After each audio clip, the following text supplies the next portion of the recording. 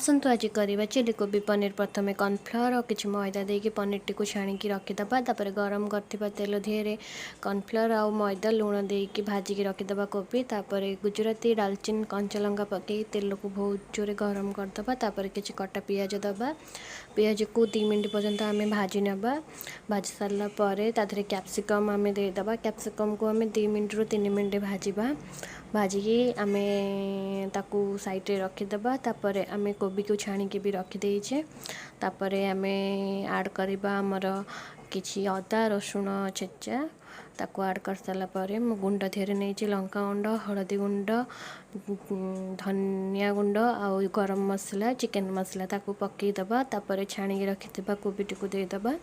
तापर छाणिकी रखिथिबा पनीर को भी देदेबा। तापर किसी सोया सॉस आ किसी चिली सॉस आ किसी टमाटो सॉस पकईकी आम भलसे ताकू गोलैदबा। किसी धनिया पत्र दे एंजॉय करवा आमर चिली।